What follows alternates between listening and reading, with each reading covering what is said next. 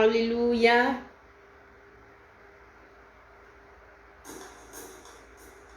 Gloire et honneur à notre Dieu. Nous avons été coupés.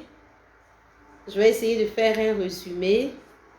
Et puis, nous allons continuer le message. Adam était dans le jardin. Et dans le jardin, il y a eu le péché. L'Éternel Dieu vient et il pose des questions à Adam. As-tu mangé le fruit défendu? Et celui-ci répond, c'est ma femme, la femme que tu as mise à côté de moi. Et il est question ici, dans ce contexte des hommes, qui lorsque le foyer bat de l'aile, lorsque la famille, les choses ne marchent pas, quand les choses ne vont pas dans le bon sens, et qu'ils sont interpellés sur leurs responsabilités, voilà, ils rejettent toute la faute sur l'épouse. C'est ma femme qui n'est pas bonne, c'est ma femme qui n'est pas soumise, c'est ma femme qui cause tous les problèmes, etc., etc. Donc, je disais dans la vidéo précédente, avant que la vidéo ne se coupe, je disais qu'il y a un homme qui a été invité à des enseignements pour le mariage et il dit, malheureusement, il n'est pas marié, donc il ne peut pas suivre ces enseignements. Quand il va se marier, alors il va suivre les enseignements sur le mariage. Bien-aimé du Seigneur, cette réponse, ça ne m'a pas laissée indifférente. Je me dis, mais tu n'es pas encore marié, tu ne veux pas prendre les cours sur le mariage et c'est quand tu vas te marier que tu vas prendre les cours. Cela veut dire que tu vas te marier dans une grande ignorance en ce qui concerne le mariage. Ça veut dire que tu vas te marier en ne sachant même pas exactement ce que c'est que le mariage. Et c'est dans le mariage que tu vas essayer de découvrir les mécanismes du mariage, les principes du mariage. En ce moment-là, tu aurais déjà fait ton choix. Et c'est pendant le mariage que tu vas maintenant chercher à connaître ce que c'est que le mariage. Bien-aimé du Seigneur. Et aujourd'hui, nous constatons, aimés rois, aimés reines, que il y a aussi beaucoup d'hommes aujourd'hui qui rentrent dans le mariage sans avoir la vision du mariage. Tu es un homme et tu n'as aucune vision de ton foyer.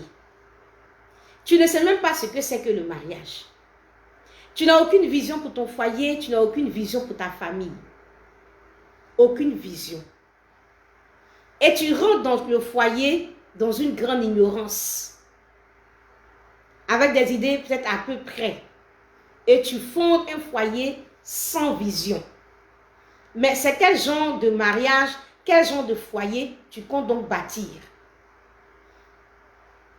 Quand tu rentres dans le mariage sans aucune vision, tu bâtis un foyer sans vision. C'est quel genre de foyer tu veux bâtir? Quels sont les objectifs à court terme, à moyen terme, à long terme que tu vas atteindre? Il y a des hommes à qui on pose ces questions. Ils ne savent pas ce que c'est qu'avoir une vision pour le mariage. Mais attends, je suis né, je suis un homme, je suis de sexe masculin, je sais qu'à un moment donné, il me faut une femme à la maison. Et donc, j'ai une femme à la maison. Voilà, c'est tout. Ça se limite à ça. Je me rappelle un jeune homme qui disait un jour, « Ah, moi, je suis fatigué de faire ma lessive, il faut que je me prenne une femme. » Donc, voici des gens qui seront des chefs de famille, qui seront des premiers responsables de famille, de maison, et qui n'ont aucune vision de leur foyer. Si tu leur poses des questions sur leur projet à court terme, à moyen terme, à long terme, ils ne sauront pas quoi te dire. Et je veux poser la question aujourd'hui à quelqu'un de savoir quel genre de couple toi tu comptes bâtir. Quel genre de couple? Ou parce que tu as vu que les gens se marient, donc pour toi, tu en as de te marier, tu te maries. Si je te pose la question, quel est ton projet, quelle est ta vision pour ton foyer?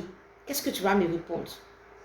Puisque tu n'as pas de vision, tu ne sais même pas où tu vas, ton foyer est ballotté par tous les vents. Et dans 50 ans, 10 ans, ton foyer sera là où le vent l'a emporté. Bien-aimé du Seigneur, je veux dire à quelqu'un, tu n'as aucune vision de ta famille. Même pour cette année 2021, ce n'est pas sûr que tu fasses le bilan, puisque tu n'as aucune vision, tu n'as aucun objectif. Tu vis au jour le jour, selon que le vent emporte ton foyer, selon que le vent emporte ta maison, selon que le vent vous emporte. Donc, tu n'as pas de bilan à faire, parce que le bilan va se faire sur une base. Il n'y a aucune base, il n'y a aucun projet, il n'y a aucune vision. Et pour cette année 2022, pendant que l'année 2021 est en train de tirer à sa fin, est en train de s'achever, et que nous allons rentrer dans l'année 2022, je ne sais même pas si tu prends le temps de t'asseoir pour réfléchir, pour dire, mais quel est mon objectif pour l'année 2022? Bien-aimé du Seigneur, quand Dieu a placé Adam dans le jardin, Dieu a parlé à Adam. Dieu a communiqué à Adam une vision. Il lui a dit, voici tous les arbres. Il faut que tu puisses en profiter, il faut que tu puisses manger. Il a d'abord dit, en Genèse, le chapitre 1, multipliez, remplissez la terre, dominez, l'assujettissez. Il a dit à Adam, je vous donne ce jardin-là, mangez de tous les arbres, cultivez et gardez. Et Adam savait ce qu'il devait faire dans ce jardin. Bien-aimé du Seigneur, tout homme est un projet de Dieu. Et quand le Seigneur fonde une famille, à travers cette famille-là, Dieu a un but à atteindre, Dieu a un objectif à atteindre, qui constitue une vision. Et en tant que chef de famille, en tant que chef de maison, tu te dois d'être connecté à Dieu pour connaître le but pour lequel Dieu a fondé cette famille-là. Tu dois connaître la vision de Dieu pour cette famille. Et tu dois épouser cette vision-là et communiquer aussi cette vision à tous ceux qui feront partie de cette famille-là. Et vous devez poursuivre cette vision, chercher à atteindre cet objectif dans vos vies. Et chaque année, année après année, en tout cas, que ce soit régulièrement, selon les saisons, il faut s'asseoir, se fixer des objectifs par rapport à cette vision-là et essayer de travailler sur cette vision-là, aller petit à petit. C'est par rapport à cette vision-là qu'on se fixe des objectifs. Et c'est par rapport à cette vision-là qu'on voit si notre foyer va bien ou notre foyer ne va pas bien. Et c'est par rapport à l'épanouissement général même de cette famille-là qu'on peut savoir si notre famille se porte bien ou si elle ne se porte pas bien. Mais voici des hommes qui sont des chefs de famille ou qui seront des chefs de famille qui n'ont aucune vision, qui ne savent même pas le plan de Dieu pour leur vie, qui ne savent même pas le projet de Dieu pour leur vie, qui ne poursuivent aucun projet et qui vivent au jour le jour et qui veulent prendre une femme, avoir des enfants et puis bon, on va là où le vent nous mène. Je ne parle pas de tes ambitions personnelles, je parle de vision, du projet de Dieu pour vous, du plan de Dieu pour vous. Et en tant que chef de famille, tu dois connaître cette vision-là et donner à ta famille d'entrer dans cette vision, d'épouser cette vision-là et tu dois être le garant de cette vision. Et par rapport à cette vision-là, tu dois te fixer des objectifs à atteindre année après année ou semaine après semaine ou mois après mois, saison après saison. Mais il y a des hommes, pour eux, se marier, c'est avoir peut-être une femme qui va cuisiner.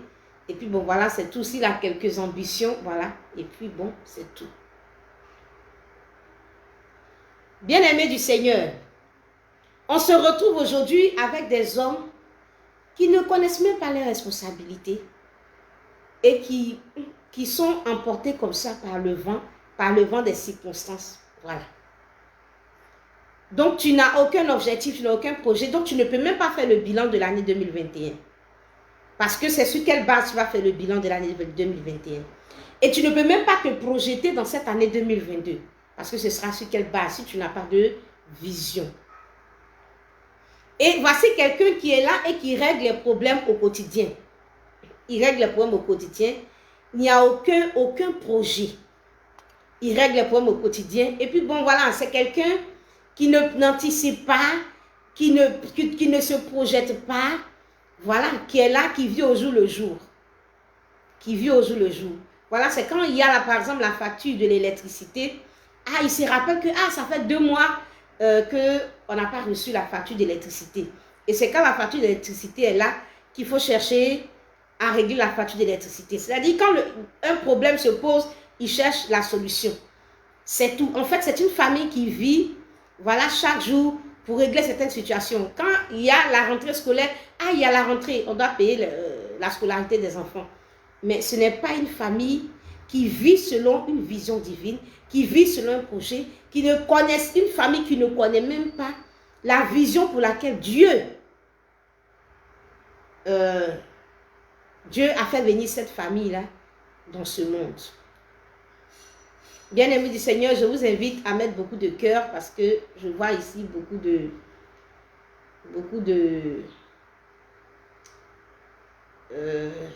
comment dire ça?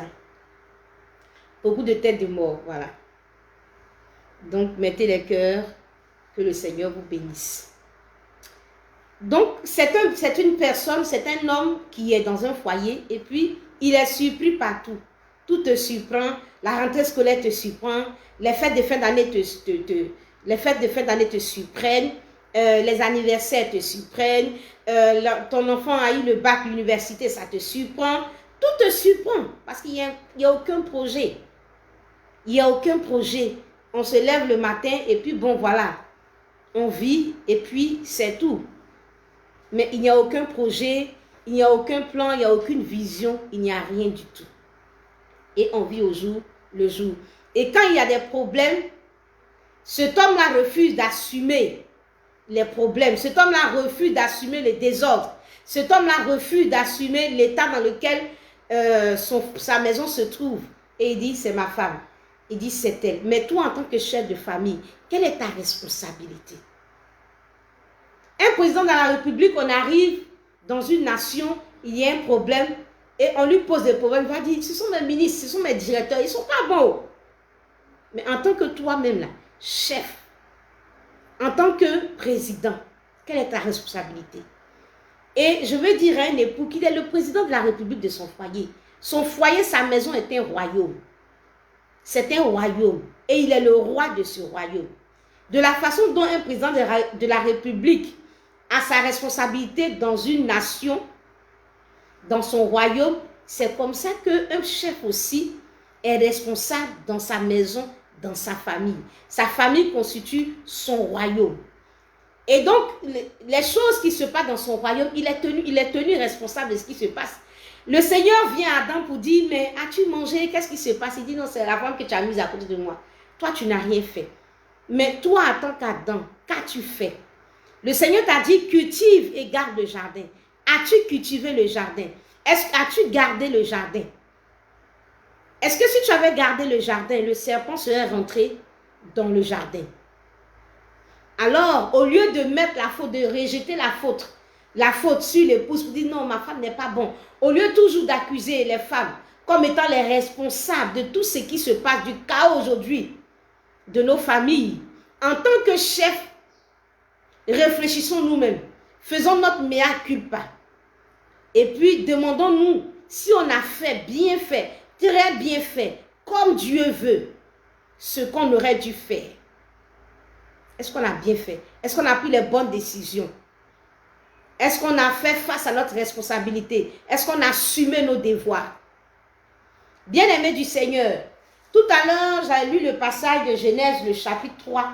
J'ai lu ce passage et je veux encore relire ce passage. Genèse, le chapitre 3, je vais lire le verset 6. La femme vit que l'arbre était bon à manger et agréable à la vue et qu'il était précieux pour ouvrir l'intelligence. Elle prit de son fruit et en mangea. Elle en donna aussi à son mari qui était auprès d'elle et il en mangea. Verset 7. Les yeux de l'un et de l'autre s'ouvrirent. Ils connurent qu'ils étaient nus et ayant cousu des feuilles de figuier, ils s'en firent des ceintures. Bien-aimés du Seigneur, la Bible nous dit que la femme a pris le fruit défendu, elle a mangé. Mais si vous écoutez bien ce que j'ai lu, si vous voyez bien les Saintes Écritures, vous voyez que la femme a pris le fruit, elle a mangé. Ensuite, nous voyons ici que rien ne se passe. Ensuite, elle donne à son mari et il mange. Et c'est après cela que la Bible nous dit que les yeux de l'un et de l'autre s'ouvrirent. Quand la femme a mangé le fruit, les yeux ne se sont pas ouverts. Et quand l'homme a mangé, c'est après cela que les yeux de l'un et de l'autre se sont ouverts. Je veux dire à quelqu'un, la femme a mangé, rien ne s'est passé.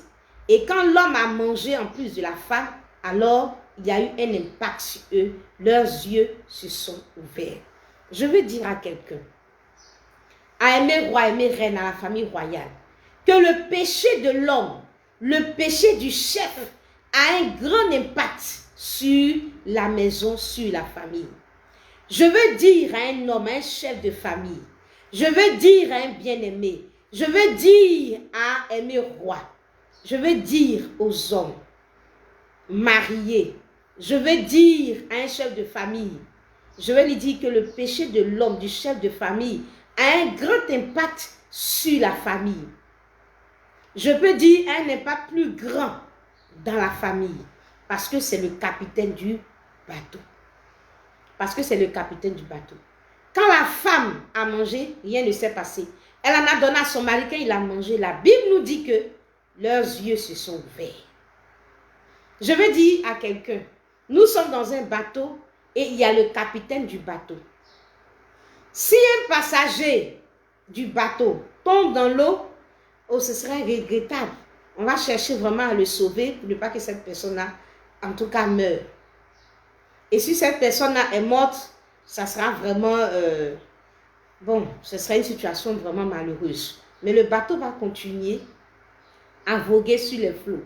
Le bateau va continuer à avancer sur l'eau.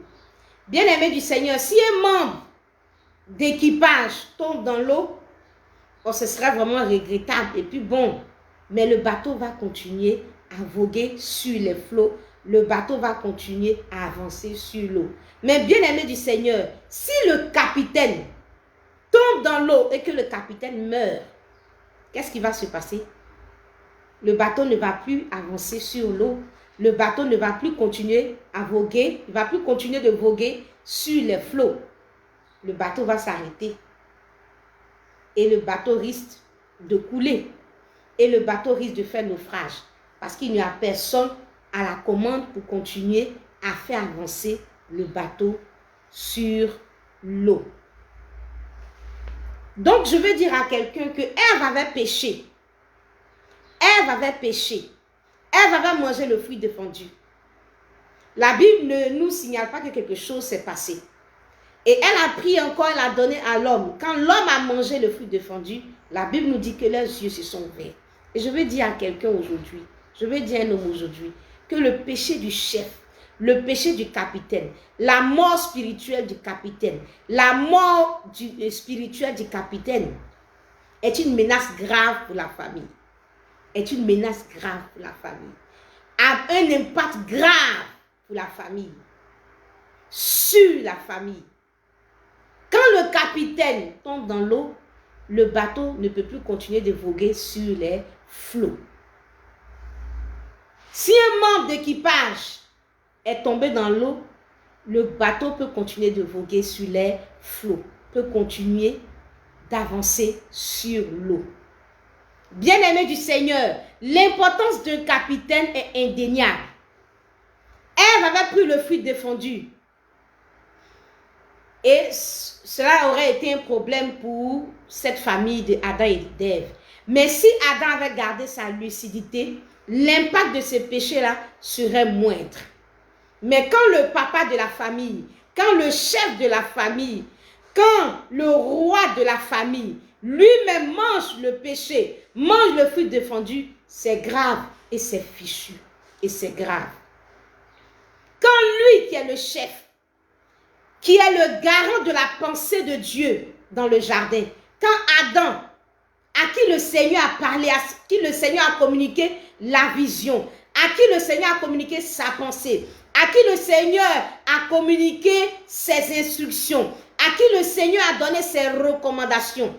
Quand lui, il mange le fruit défendu, c'est le capitaine qui tombe dans l'eau du péché, c'est le capitaine qui meurt spirituellement, c'est le capitaine lui-même qui est à terre, c'est le capitaine lui-même qui est dans la boue. Et quand le garant de la pensée de Dieu, quand le garant de la volonté de Dieu, quand le garant des valeurs de Dieu lui-même est à terre et se vautre dans le péché, alors la famille est à terre. Alors la famille est à terre. Leurs yeux se sont ouverts et ils sont allés se cacher loin de la face de l'Éternel. Je vais dire à un homme, peut-être que des membres d'équipage, que ce soit l'épouse, que ce soit les enfants, peuvent un jour peut-être tomber dans l'eau. Mais toi, veille sur toi pour ne pas tomber dans l'eau. Parce que tu es le capitaine du bateau. Et quand le capitaine a un problème, c'est la panique à bord. Quand le capitaine a un problème, c'est la panique à bord. Bien-aimé du Seigneur, dans le cas du foyer d'Adam et d'Ève, Adam a été le dernier à tomber. Tout capitaine doit rester. Quand je dis tout capitaine doit rester, quand il y a un problème, le capitaine doit rester lucide. Le capitaine doit rester toujours debout pour veiller sur le bateau jusqu'à la fin. S'il doit tomber, il doit être le dernier à tomber. Et dans le cas d'Adam, il a été le dernier à tomber. Et je peux dire dans le péché, dans le désordre. Mais dans certaines familles même, c'est l'homme qui est le premier à tomber. Dans certaines familles, c'est l'homme qui est le premier à tomber dans le péché. Dans certaines familles, c'est l'homme même là qui envoie le péché dans sa famille. Dans certaines familles, c'est l'homme même qui est sous de désordre dans la famille. Dans certaines maisons, c'est l'homme même qui est le problème, le chef de famille. C'est lui qui est le premier à causer des problèmes dans la famille. Pendant que Adam était le dernier à tomber, certains hommes, ils sont même les premiers à ouvrir la porte au diable dans la famille, à créer des problèmes dans la maison, à créer des crises dans la famille. Et dans certaines familles, c'est l'homme qui est le premier à mettre la famille en ballottage. Et la barque conjugale menace de chavirer. Et en ce moment-là, qui va se battre pour la famille? Tant que le capitaine est aux commandes, le bateau peut avancer dans la direction, vers la destination, vers le but. Bien-aimé du Seigneur, bien-aimé du Seigneur, je veux dire à un homme, tu es le capitaine. Tu es le capitaine. C'est toi qui tiens le gouvernail. Tu es le capitaine. Le capitaine doit garder la lucidité. Le capitaine doit rester debout. Mais si toi qui es le capitaine, pendant que ta maison, qui est ta famille, ta maison, ta famille qui est ce bateau-là, est sur l'eau, et au milieu de l'eau, tu te jettes dans l'eau. Dans quel état sera cette famille? Et voici que l'Éternel Dieu vient vers Adam, il dit non, c'est ma femme. C'est ma femme qui est mauvaise, c'est la femme qui n'est pas bonne. C'est un manque de responsabilité. Avant de dire c'est ma femme qui n'est pas bonne, est-ce que tu as fait ce que Dieu veut que tu fasses? Oui, c'est ma femme qui a mangé le fruit défendu. Mais oui, Dieu a dit aussi à Adam, garde le jardin. Est-ce que tu as gardé le jardin? Est-ce qu'après avoir gardé le jardin, Ève est partie prendre le fruit défendu pour manger? Elle s'est laissée séduire par le diable. Ce n'est pas évident. Puisque si tu avais gardé le jardin, le serpent ne serait pas dans le jardin. Donc avant d'accuser la femme, tous les jours c'est la femme. Avant d'accuser la femme, toi en tant que chef, est-ce que tu as fait ton mea culpa pour savoir, est-ce que j'ai bien fait mon devoir? Est-ce que j'ai assumé mes devoirs? Est-ce que j'ai pris mes responsabilités? Est-ce que j'ai veillé sur ma famille? Est-ce que j'ai travaillé pour l'épanouissement de ma famille? Est-ce que j'ai veillé sur ma famille? Est-ce que j'ai amené ma famille à épouser la vision pour laquelle Dieu nous a mis ensemble? Est-ce que nous marchons selon cette vision? Ou bien c'est une famille qui marche sans vision, qui marche dans le désordre? Chacun essaie de faire ce qu'il peut. Et on vit comme ça dans le désordre. Bien-aimé du Seigneur, Je nous appelle à la réflexion. Tu es un homme, je t'appelle à la réflexion ce soir. En conseil de famille avec l'Éternel, le Seigneur te pose une question. Est-ce que tu as gardé le jardin? Est-ce que tu as protégé le jardin? Il ne suffit pas de dire, non, ma femme est mauvaise, non, ma femme n'est pas bien. Je lui ai parlé, elle n'a pas écouté, elle n'est pas soumise. Et c'est toujours ça, elle n'est pas soumise, elle n'est pas soumise, elle a fait ce qui n'est pas bien, elle ne me respecte pas. Ok, on va aller après vers Ève pour lui poser des questions. Mais avant de poser la question à Ève, Dieu pose la question au chef de famille. As-tu mangé? Oui. Est-ce que tu as fait ce que tu devais faire? Est-ce que tu as aimé ton épouse? Est-ce que tu as chéri ton épouse? Est-ce que tu lui as manifesté de l'amour? Est-ce que tu l'as protégée? Est-ce que tu as pourvu aux besoins de ta famille? Est-ce que tu as veillé sur ta famille? Est-ce que tu as fait ce que tu devais faire? C'est là la question. C'est là la question. C'est là la question. En tout cas, je t'appelle à la réflexion. Avant de dire, c'est la femme que tu as mise auprès de moi, mets-toi devant le Seigneur et puis pose-toi la question de savoir, est-ce que moi aussi j'ai fait ce que Dieu m'a dit? Il faut que ma femme soit soumise, mais est-ce que j'aime aussi ma femme? Et en tant que chef de famille, c'est à toi qu'on pose la question premièrement. Tu dois répondre d'abord. Aimes-tu ta femme? As-tu veillé sur cette femme? As-tu gardé ton jardin? As-tu protégé ton foyer? As-tu été un bon père, un bon époux? Et c'est après avoir fini de répondre à cette question-là que Dieu maintenant va se tourner maintenant vers Ève pour lui poser la question. Parce que tu es le chef, parce que tu es le capitaine, parce que c'est toi qui diriges, parce que c'est toi qui conduis, parce que c'est toi qui es le porteur de la vision, parce que c'est toi qui es le garant de la pensée de Dieu, de la volonté de Dieu, du projet de Dieu pour votre famille. Alors c'est à toi que la question est posée premièrement. Et nous sommes en fin d'année 2021, nous allons par la grâce de Dieu vers 2022. Et la question t'est posée, fais le bilan. Et puis vois ce qui a marché, ce qui n'a pas marché. Et prends de bonnes résolutions pour l'année prochaine. Que Dieu nous bénisse et que la grâce du Seigneur soit avec vous. Soyez vraiment bénis. Je salue tous les bien-aimés, Marie Adou, Agou Grolo. Je salue Sieso Amelia Abigail. Je salue la chante Onésime.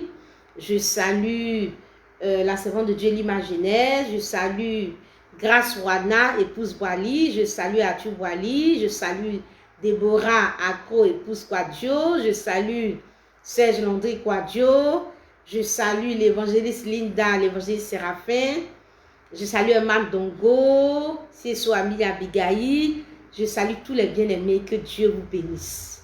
À Jésus la gloire, à Jésus l'honneur, au revoir et à demain par la grâce du Seigneur. Nous sommes en conseil de famille et l'Éternel qui est le chef de toutes les familles, visite les familles et en conseil de famille, il dénonce ce qu'il a dénoncé, il donne des conseils, il donne des leçons de vie et nous étions encore toujours dans la famille d'Adam et d'Ève.